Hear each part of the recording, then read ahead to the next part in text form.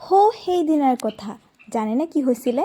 মোৰ ৰাতি 10:45 বজাত ট্ৰেইন আছিলে আৰু মই যিটো গাড়ীক লৈ যাবলৈ কৈছিলোঁ বিশেষ অসুবিধা হোৱাৰ কাৰণে তেওঁ মোক লৈ যাবলৈ অহা নাই আৰু সেইকাৰণে মই এতিয়া সেই অলপ আগতেহে তেওঁ জনালে যে তেওঁ আহিব নোৱাৰে। এতিয়া মই কি কৰোঁ? মোৰতো ট্ৰেইন ফেইল হৈ যাব।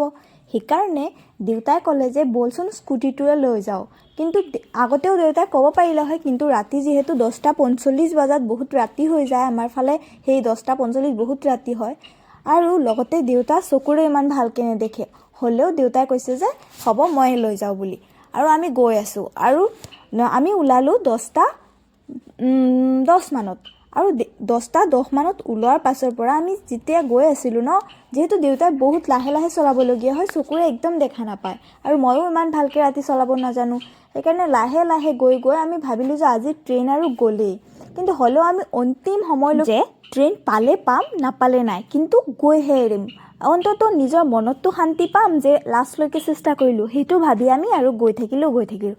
লাষ্ট সময়ত এনেকুৱা অৱস্থা হৈছে যে আমি যিটো শ্বৰ্টকাট ৰাস্তা লৈছিলোঁ ইমান বেয়া ৰাস্তা আছিলে, আমি ডাবল যাবই পৰা নাছিলোঁ।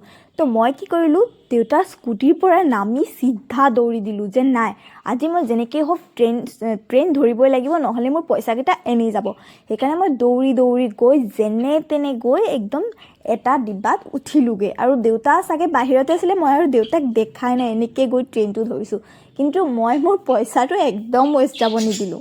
সেইকাৰণে মই চবকে আজি ইয়াৰ পৰা এইটোকে ক'ব বিচাৰোঁ যে অন্ততঃ লাষ্টলৈকে চেষ্টাটো কৰিব জীৱনত, কাৰণ পোৱা নোপোৱাটো পিছৰ কথা, অন্ততঃ মনততো শান্তি পাম জাষ্ট লাষ্টলৈকে মই চেষ্টা কৰিলোঁ। Morrell of the story is, জীৱনত চেষ্টা নকৰাকৈ পৰাজয় স্বীকাৰ কৰাতকৈ এবাৰ নিজৰ সম্পূৰ্ণ দি চেষ্টা কৰি পৰাজয় স্বীকাৰ কৰকচোন বাৰু, মনত শান্তি পাব।